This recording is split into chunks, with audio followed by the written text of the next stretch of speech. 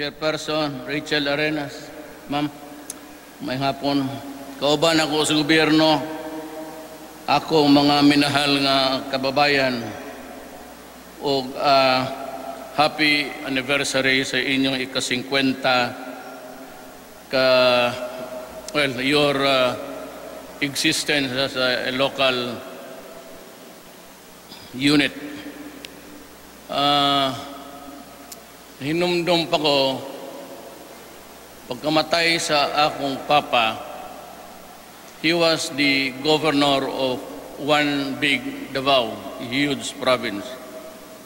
But when he died, President Marcos divided it into 4 local government units. Kay tungod si Mayor Lopez iyamang Brad sa fraternity, sa UP, Sigma Roman to, he retained Mayor Lopez. But ang Davao Oriental, si Rabat, and dito sa Norte, si Boy Serman siguro to, o niya, ang dire si Governor Llanos. Daghan ang nahitabo ang inyong lugar na tunga na po into 2, and that will be ang Occidental ug Oriental nga Davao. Onya with the addition of una pa ang Tumbal Valley. In 19... Kanos aba ko ito nag-graduate nga wa?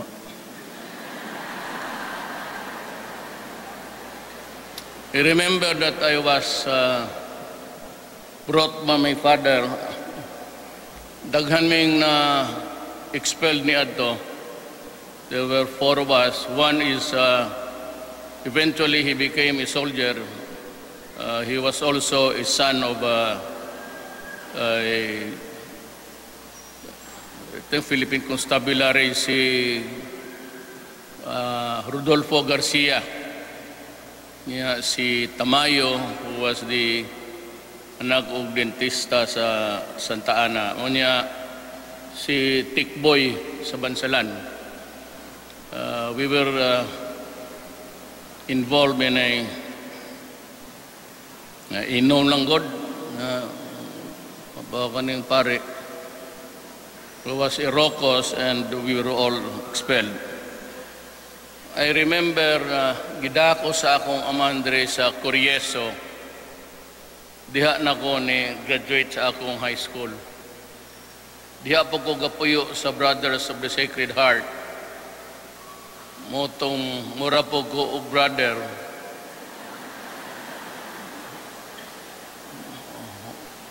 Kay kada adla mga pod niya na ako extra time sa library.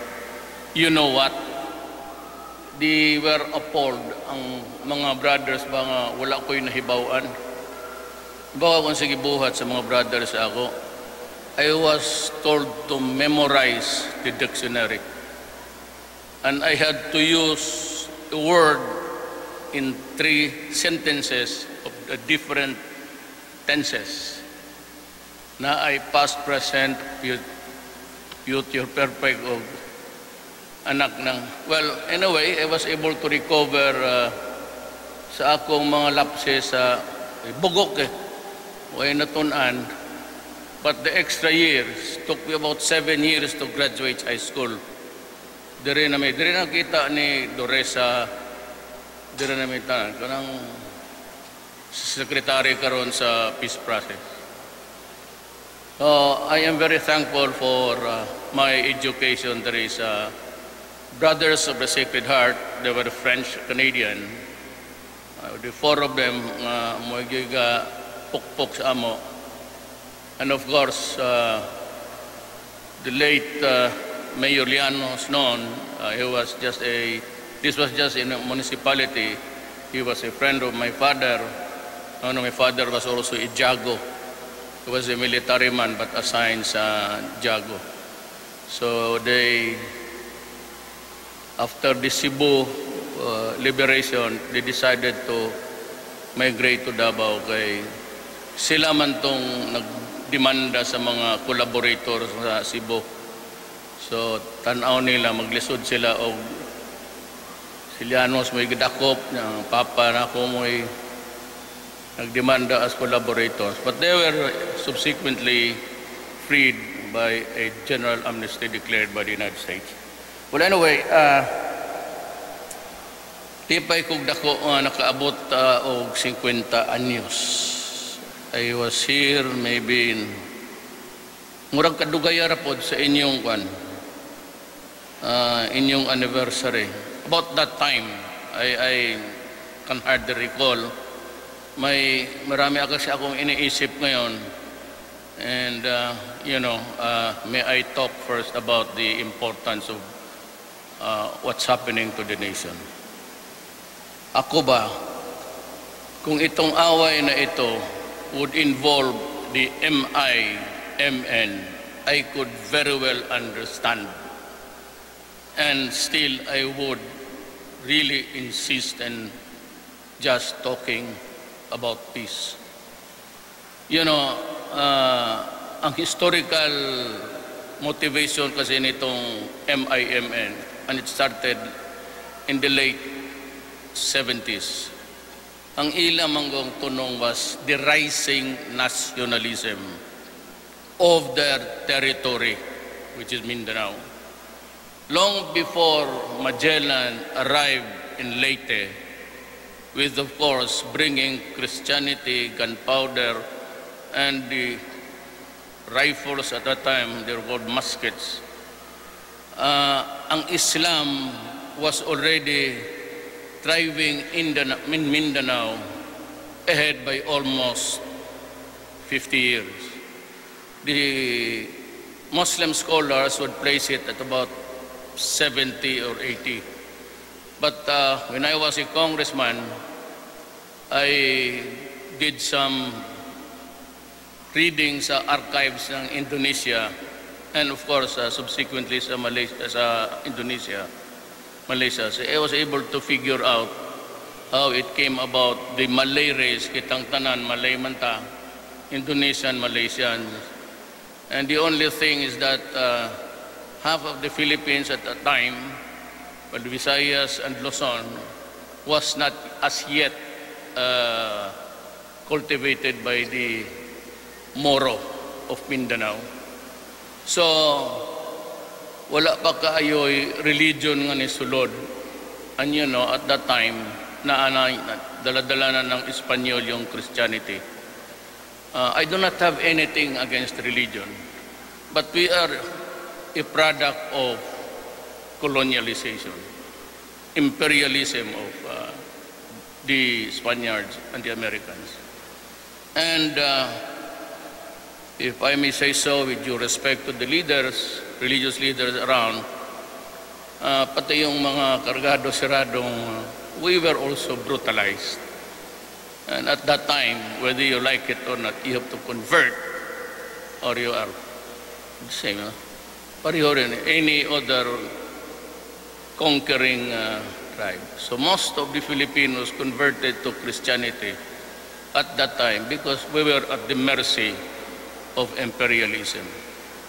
So ganoon ang nangyari. Naintindihan ko. I very well understand itong MIMN. And that is why even with the beating of the drums of war, I've always insisted in just talking and talking because we all know the history of why they are fighting. Ang hindi ko maintindihan itong mga terorista. And I'm referring to the ISIS and the local terrorists, yung Maote at yung mga allies nila, maramanig mga organisasyon na lang, parang Lions, parang JCs, and itong sa Hulo, itong mga Abu Sayyaf. There is no redeeming factor at all, itong terrorism. All that they want, it started in the Middle East, expanded all over the world now, either in groups, in numbers, or singly, or dalawa, tatlo. And they all want is to kill and destroy. To me, they have no redeeming factor at all, except that they are terrorists. And you simply want to kill. Maunay nakadaot diha. Kaya ako galit. You know, you might not know it, but my mother was a half Maranao. And my lolo on my mother's side was a Chinese, Lam. Siguro iyang igagaw to yung Lam na sugarol sa Clark na sinibatan tayo, hindi buwayad ng taxes. Yun ang hinanap ko, patayin ko yung buang na yun. So, I know the wherewithals of where we're going. Okay ako sa MIMN, but I will never talk to the terrorists. And there will never be forgiving there. And that war in Marawi will continue until the last terrorist is taken out. Di talaga ako papayag because it is a brutal and cruel organization. And to think that what will happen to us if we allow them to overwhelm. And you know, this every night I get my briefer from the DND, Defense, at yung kay Chief of Staff kay Anyo, pati sa police. And I'm telling you the truth. Every time I read it, I am really unsettling masyado. Sometimes I cry. Paluha lang ako if the numbers are really great. Kasi nakikita ko yung mga patay na sundalo ko kasi ako yung commander-in-chief. Makikita ko yung mga pulis ko na namatay and in numbers. And I can just imagine ang pumapasok sa akin ang pamilya. That is always our worry. Tayong lahat dito. All of us, yung pawis natin, ang atong paninguha, always for the family. Wala na tayo. We are beyond yung mga kapritsyoso na ano. At this age, we always want our country safe for our children. Kaya, gano'n na lang ang galit ko sa mga kapwa ko na Maranao. Sabi ko, galit ako sa inyo, bakit ninyo pinapasok itong mga putang ina na to? Why did you allow the terrorists? And they could not have built that kind of ordnance until now marami pa sila. Most of our soldiers suffering and the police, puro shrapnels, puro explosives. And saan sila nakaipon na ganoon karami? This has to be looked into maybe after the fighting. But it really disturbs me because I declared martial law. And I was the one who ordered them to go there to fight and to die. Mahirap yan sa konsensya, mabigat. It is not really a guilt feeling, but it is almost akin. Mura, bukat kayo na unaon sa ako. Ako'y nagsugo sa ila, papunta kayo doon, magpakamatay kayo. Parang ganon. So I'm always praying that this war will end as fast as it can ever be. Because I do not like people dying. I mean, I also see the poor Maranao there. Wala namang pakialam sa buhay. He's not a tripper of power. Negosyante, pobre lang. Makita mo, umiiyak rin, praying that this war should stop. I want it done immediately. But we are having a hard time because ang nangyari kasi, by the time I ordered martial law, alam ko na mayroon. Kasi may intelligence naman tayo. But over the years kasi sila nag-ipon eh. We never realized the magnitude of their preparation sa kanilang mga paputok. Tapos dumating tayo doon, nakapwesto na sila, yung mga snipers nila. Ang tayo naman, we had to practically climb upward. Pag ano yung mataas yung Marawi. It's a hilly place. Yun ang naka-letse doon. So, anyway, I always say to the troops that, I'm very sorry to hear it, but I hope you'd understand that I have this constitutional duty. Eh, kung hindi ko rin gawin ang trabaho ko, ako ang makukulong. And more in shame because para akong nagtalaw. So I had to do it because if not, we would have lost Marawi in a matter of days. At maka-establish sila, makapagyabang sila that they have an Islamic state. Wala akong problema sa Islamic state or province. I can understand it because we are a mixed here. I would like it to happen. That's why in my government when I was mayor, may mayor ako sa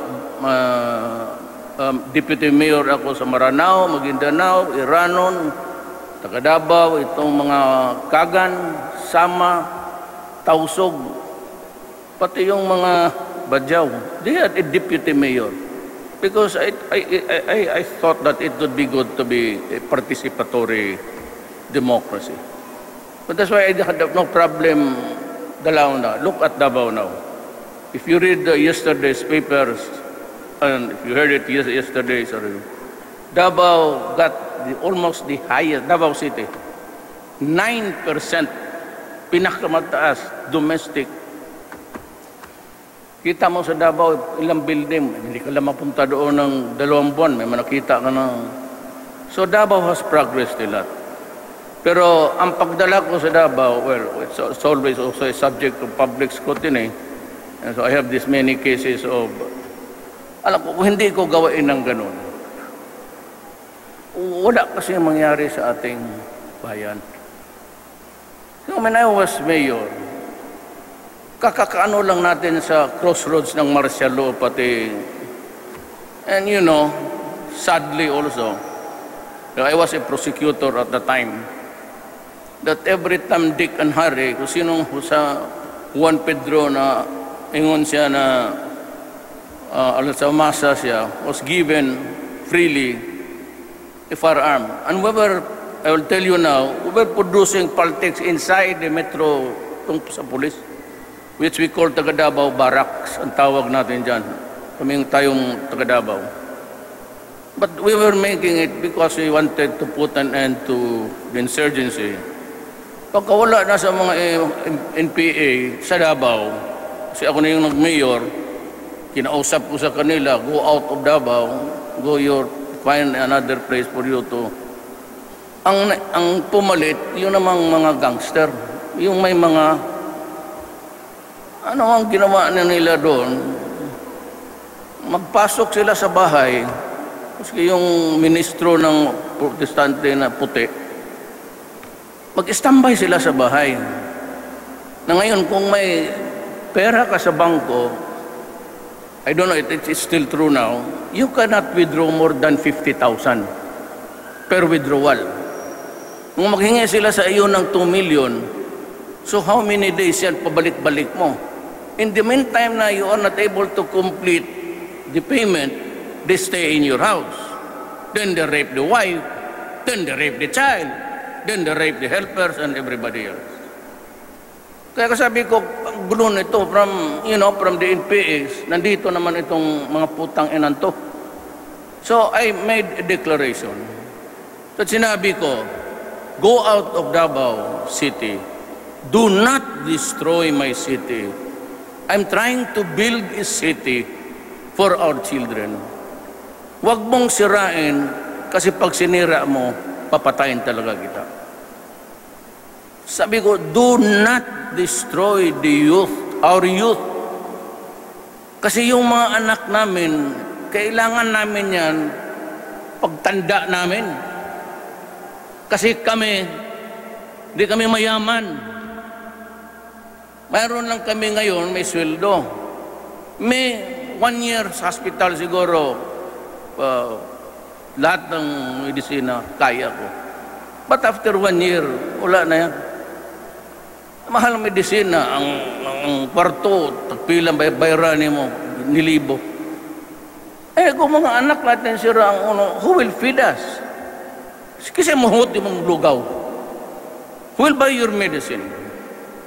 Kasi mo kuhag oxygen for you to breathe, to make your life through the day. Kasi magpalit sa cemetery o yuta. Kasi mo bayad sa punerarya. Tapos kung ganunin mo mga anak namin, saan kami pupunta? Ilagay mo ako sa alanganin. Ang sabi ko, do not do it, do not destroy the children because I will kill you, period. At ginawa ko talaga. Wala naman ako, sinabi kong pinatay ko yung nagsira. Ang problema nitong human rights, kita mo, 4 days ago, or was it the other day? Day before. Tanawa. Itong mga expert na to, kaya ako, galit talaga ako dito sa mga puti na mga tarantado, pati itim. Mga foreigners. Di ba? About last month, ang Shabu could be taken without any danger because it does not create anything inside your brain. Napakaturpe itong puta. Ngayon, kita mo ang nangyari. Tinanong siya sa pulis, bakit mo ginawa yun? Wala, trip-trip lang kasi alcohol pa. Alam mo, pag nagdruga yan, kasama alcohol yan. Sigurado yan. Basta yung mga lungo, just the place done, kanya lango na, paligsi. Pagdagi kong traktor, harusan na diha. Kaya magiganyan, marijuana. Ay, marijuana. Hallucinogenic produces hallucinations. Tapos sabayan mo ng Shabu. Kanawa, lula, asawa, ang anak, 14, 7, 1-year-old. Pinagsasaksak. Ano ba? What's fucking... Kaya, ang advice nila sa akin, itong iyo, kaya ako galit, kaya ko pinuputang ina sila, kasi binabastos nila ako. Kaya sabi nila doon, si Duterte dapat yung modern approach ng addiction is maglagay ako ng mga klinika, mag-produce ako ng Shabu, heroin, cocaine, ipanghatag na ako libre. Kagaya sa Vancouver, Canada and Netherlands. Or look at Netherlands now and Canada. Napunta ako doon ng baliw, hugaw na, marami nag-istambay ng mga itim dyan. Pagdama sabihin, hey buddy, could you give me $1? Kung gunitan ka na, magawa mo dito sa Davao yan. Anak ko, pabutong ng itlog ni mo. Yan ang problema. Netherlands, gano'n na ang gulo. Mga terorista dyan nag-istambay lahat. So, I really do not know what they are trying to prove. Itong Obama na ito, he criticized me as if I was a federal government employee. Mura ko postal employee. Kasi sinabi ko, fuck you. You can go to hell, Mr. Obama. Bakit ba ako? I'm just trying to protect my country. Bakit mo ako turuan kung paano, tapos sabi mo, pailan mo pa ako ng kaso, let's ka. Di magpahal ka ng kaso. Si Trump ngayon. Pagkabay si Trump, at protocol duty yan Mr. President Trump, I'd like to congratulate you for your victory being the President of the United States. Yes, President Duterte, I've been waiting for your call. You're doing it right. This goddamn, they're destroying my country. Well, nag-mention siya glaing country nga silingan niya. Actually, it was Mexico. So, I'll do the same. So, you're doing it good. So, this one president, maayong akong gibuhat. Niya sa ka-presidente, kasabaan pa ko, as if, tangina, sabi ko, sino kang putang ina ka? Who are you to lecture on me? Kita mo ng druga, tingnan mo, anong druga? Pilipinas druga, pag hindi natin na-control ito. So remember this, pag hindi ko na-control, hindi ko natapos to, mahirapan kayo, anak ninyo, maniwala kayo. Kung ang mga presidente, yan lang rin yung nakalinya na, ano? Muna yung managan, usap, patay mo. Mahadlok eh. Ano sa pag inawag, I will kill you, I will kill you. Ay, kadaghan pang istorya. Total, progressive mapod ang digos. Naalam mo yung problema sa droga, patya na. Ngayon ba?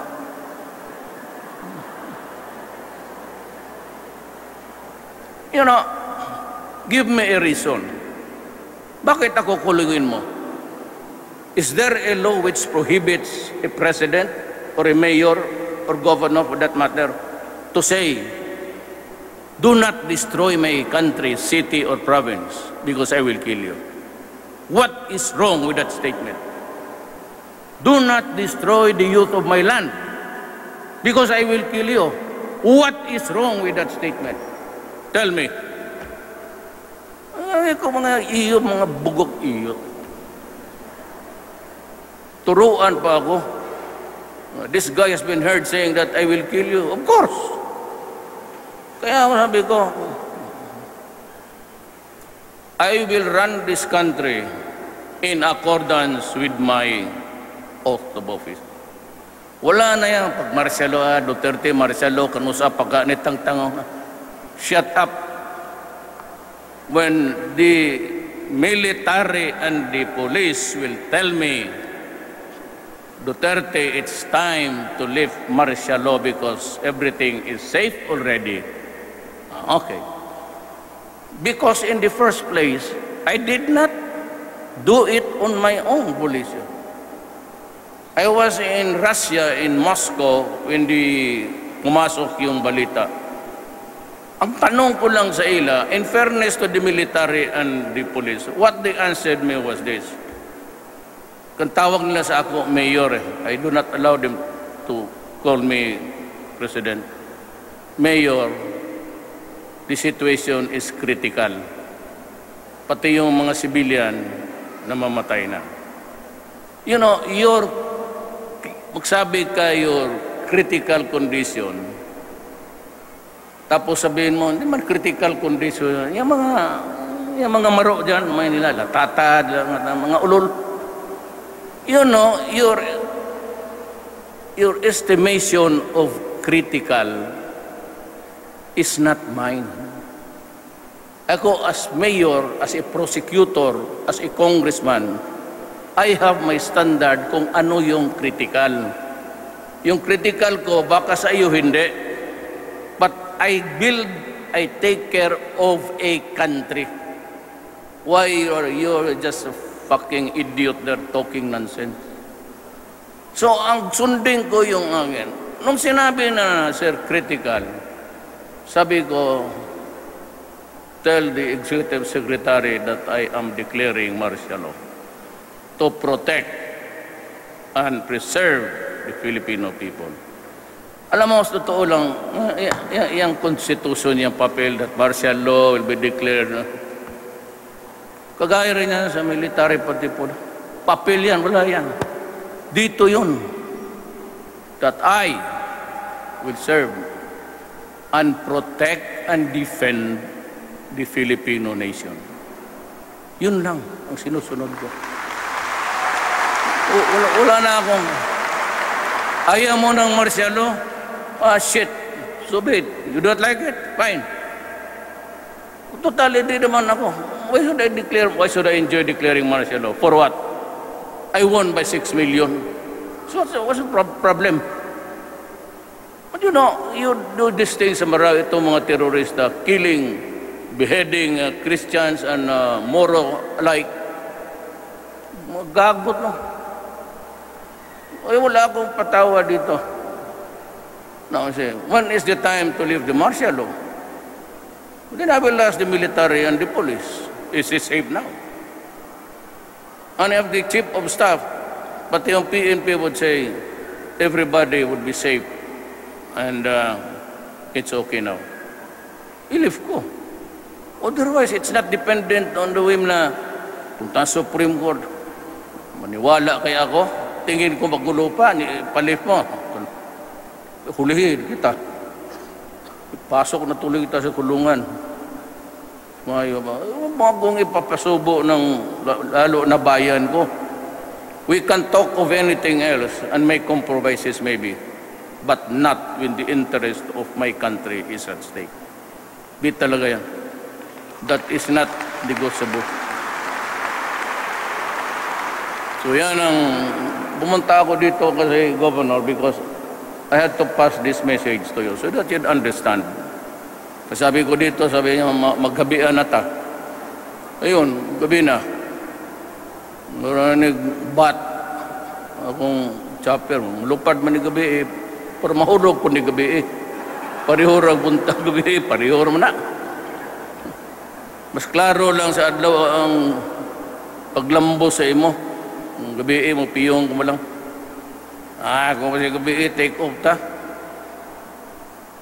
When I was a student, 4th year ko sa high school, kaya ako maabot, nabot ko yung classmate ko rin ron. Dahil meet ba? Kaya nagalupad ako ni Adto. Una sila yung pa nakita mo Digos, dive na kudaan, pero ang throttle, ako nang minuran. Di hilom ni Sod nga rin ang akong aeroplano. Bayot, God. Tawag nagbayot. Pag-abot, kitunong yun ako. Pag dagan itong mga athletes. Giyana na ako, gisalubog na ako sa aeroplano. Undang mo. Tanaw na yun ang isabay parente ni Dr. ni Ipil, ang principal. Nada kami kabuang na ito na rin. Pareho kami ni Dodong Cagas, priso.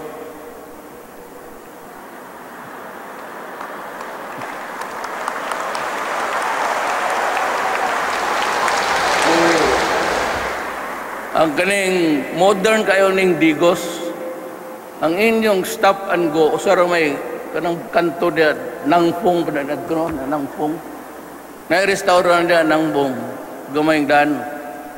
Ang inyong go, ana pag-ana, go, tanana. O niya, stop. Pagkagabi ato, ng lingkod mi diha. Amo, may naglingkod mi, so ningyawa nga uyog mo ni. Amo dayo nagtumba. Anak ng waiting si Mayor Llanos. Gatanaw dahil sa mga gadaog. Tang ina katilaw mi tanan ipapreso ko sa i-inform my father kani akong tatay di ako sa kulungan pero yung dudo pero nakaanang lamok pero tulukag daw ako gihubuan gud mi kami tanan ko sigig pang anag lambok sa di dapat ta mamatay mo taanig ganon ka disciplinarian si lolo nila. Walang patawad nyo. Pati ako. Anak ng gobernador. Litse ka dito. Sud ka. Kaya nung na-mayor ako, ganon rin. Sa totoo lang. Anak po mo kulata o tao. Wala na hangtod ba? Naanad ko sa akong mama nga kadaadlaw paludhong ko sa altar.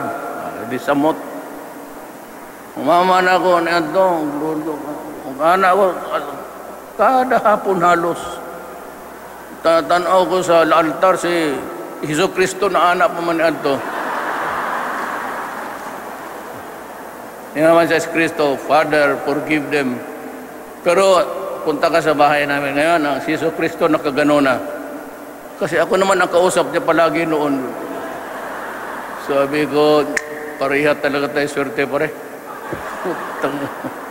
Paitas kinabuhi na to eh. Kaya 7 years ako na high school. Oh, susuroy ko nga rin. Nag-abot, manukupagod ba na ako na Duresa? Nag-abot, yun may ana, kay tukmi ko, balhin ko nga rin, balik ko sa pagka-second year. Yan ang buhay. Pero, naay usa ka taga-Digos ning bayana.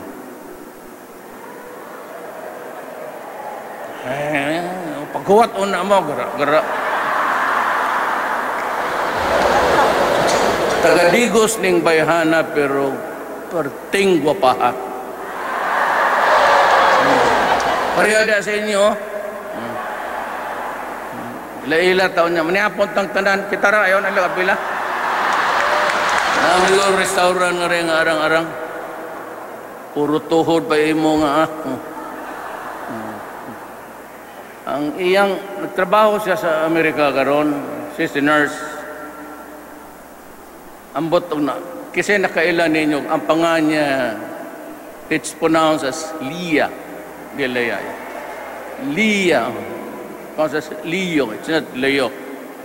It's Leah. Ang iyang apelyido, anak na tamamatay diha. Pero kasi na kailang Leah.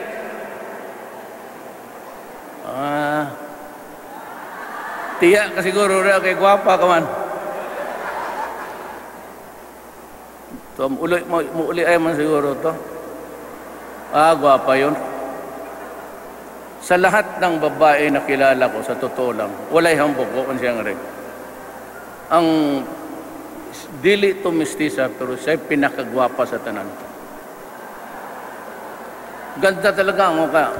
Kaya pag muli man to, daduna ko nga rin ha. Pakita na ako rin yung kaganda talaga. Pilipina pero almost perfect ang distribution sa kuhan ba. Sa unod, kapag yun.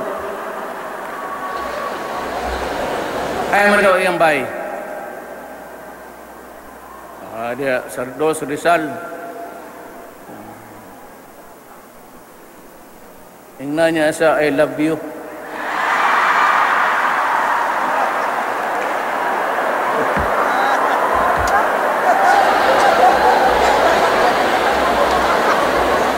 Bitaw sa tinod, gapag yun. Makitara ninyo, I'd ask you to come home. Dili-digo. Pagkagwapa. Sa tanang akong naila-ila. Tisay, dagkama na mga tisay. Kaya tanan, akong pangutanon, mga polis, mga naging sila, gwapag yun siya. Baski dito sa akong balay-balay, niagi man siya nga to. Nganggit sila nga, sa tanang na naandhidre, gwapa ginisa. Pero nag-anambi, katiguang ang buang. Ako natiguang ko. Kita ka may uban ako. Tungod ba niya ng Marawi?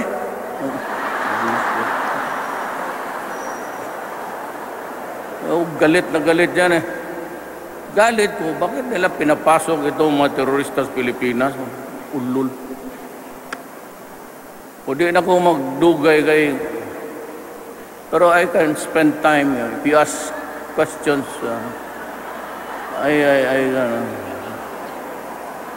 bakante pa man ang chopper ug duha. At tulo di ay, sabak. Sasabako lang akong usa. So, one is that I would like to credit the founding fathers of this province for their tireless effort to make what is now Digos. Alam mo, ang problema lang ninyo is droga. Medyo malakas. Pati, I'm also trying like to warn the police lay off sa drugs, sa mga police. Kay, alam mo na, huwag kayong pumasok dyan kasi kasali kayo sa statistics dyan. But overall, okay ang... Ito lang mga Kasi ka na NPA, dre. Taas kamot. Warbay mo angkon ang yawa. Labog tuas bukid, bugladag arbas, bugiro kayo. Taas kamot. Ganito yan eh. Could you please stop waging war against? Alam mo, hindi ko maintindihan. Unang sabi doon sa itaas, si Sison ordered to engage government forces in the struggle. But pasabot gera. Then they changed it to that they will stop until such time matapos itong sa Marawi siege. Kasi walang, sabi ko ngayon, there will never be a space for you kung terorista. Kayong mga komunista, wala kayong space dyan sa terorista. Pag yan ang manalo o ma-overwhelm tayo, pati kayo kasali dyan. Kasi there is no redeeming factor for that. Wala kayo. So, in the meantime, ano ba talaga? Undang mo o atake sa o gobyerno o mag-istoryata. Ako, I said, I can always, but may legitimate ano kayo, human rights, pati kayo, kasali man rin dyan. We're both guilty on that score. Pero ang ano ko dyan is, mag-ambos mo, patay pa sa babae, sa, ano ba? Mag-usap ba tayo o hindi? In the meantime, kung mag-usap tayo in the future, then stop waging war. Kasi baka itong mga sundalo ayaw na rin makipag-usap. Kami, utusan lang kami lahat. We are just co-workers in government staff police. But the only reason na medyo mataas ako, but I do not control everything. And I cannot control everybody. Ako, anong sabihin? Sila mo nga akong sugo, naingon sila, dili may anak. Kasi, dalawa kasi ang salita ninyo. Ano ba? Undang ba mo? Mag-istorya ta? O if you want to stop fighting, if you want to talk to us, then, my God, please stop killing us. You kill my... Nung una, nag-lift kayo ng ceasefire February 10. February 4, gipatay ninyong akong pulis duwa diya sa Kidapawan. Ang tulo ka pulis, gikan nagkuag ilang sidlo, inyong gipatay. Ang mga klase na. Naingog ceasefire February 10. February 4, kaya tinamawagan ko si John Anyo, sabi ko, resume tayo. Kalukuhan yan eh. Better decide. You know, I'm addressing also myself sa mga MIMN. We have been fighting this war for 50 years, as old as this province. Now tell me, do you want to fight another 50 years? Wala akong problema. May mga sundalo, may sweldo. 50 years, sige. But this time, kung gira-girag yun, wala tayong patawaran. Hindi rin ako maghintay na ano ka ba, sundalo ba? If you're identified there, total, gano'n ang ginagawa ninyo. Pinapatay ninyo mga barangay captain. Pinapatay ninyo yung mga... Hindi gawain ko rin yan. Alkansi mo, lugi kami yan kung kamuray mo. So, let's fight on even grounds. Ako, I'm willing to accept the offer that you stop fighting. Good. I accept that. And we can talk again, I said. Wag lang yan terorista. Pero you must realize that 50 years is 50 years of fighting. Bone weary ng tao dyan. Hindi na believe sa inyo, hindi na rin believe sa amin. Sabi, Duterte, sige lang. Sabi niya, initiate talks. Okay, yung initiate talks. Hindi lang tayo makaintindihan dyan sa point doon. Kayo hindi Duresa pati ni Belio. Upaka na kaagad ninyo yung sundalo ko. Kalukuhan dyan. You decide. Do not create something which is not. acceptable also to me and to the guys already doing the fighting. That would be my message to you para sa lahat. And there's a sense of some burnout of the many years that I spent here, almost 3 years finishing my high school. Once upon a time, I was able to visit Quebec, where the headquarters of the Corieso Brothers. I went there, pero kakamatay lang ni Brother Elric noon. So but I was able to meet some of the guys still, pero matatanda na sila. And we would like also to thank the French Canadians who help us in our education. And to the mga patay na dumaan dito na nagdala sa ating gobyerno. At ang maganda na ang Digos ngayon, Davao del Sur, except yung terrorism, pati yung NPA. Sige, kanang kuan lang, wag na lang yung in-peso. Yung sympathizer na lang para ikaw ang magdala ng message. Mga barangay kagawad, bulahon pa ko ninyo. Barangay kagawad, pag-abot sa NPA, bigo ta. Pag-abot sundalo, sir, wala, bigo ta. Buang nga tourist. Tuwan muna natin. I asked the NPAs now. Kaya sabi ko, if you or your friend, tell them that they can announce and I will announce a total ceasefire. In the meantime that we are busy dealing with the problem in Marawi. But to all of you, sir, wala ka bang kasi what you experience, na-experience ko man rin. Alam ko ang buhay ng presuhan. Lisod na. Pareho tag-swerte. Pero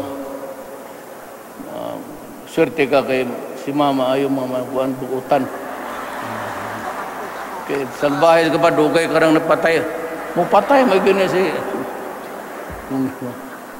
Hininay na ako, Rachel, I have to go. It's getting dark. I have to fly home. Mayor, patya sila.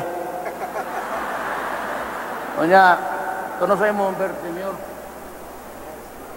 March 28. Kamo ba, hapit ng Pasko, kung maalaala lang ninyo, yung mayor ninyo, pati yung presidente ninyo, taga-Egbidyas, wala Egbidyas yung tao, no?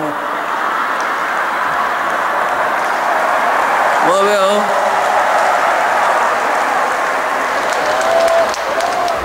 Pobre. Pila ka na ito imong asawa? Duha, no? Duha. Dodo ako kita mo tago hadlok na ni. Akong asawa duha gyud. Pero na ako ko girlfriend nga usa. Naapa ko'y reserba. Pero wa man siya nga rin. Pero tanawan ninyo na hindi ko yung binabastos ha. I'm not trying to pero maganda talaga na babae. Yung kumuhanap kayo ng babae na Pilipina na simple lang pero gwapa, kana si Lia. Daghang salamat ug maayong gabi kaninyong tanan.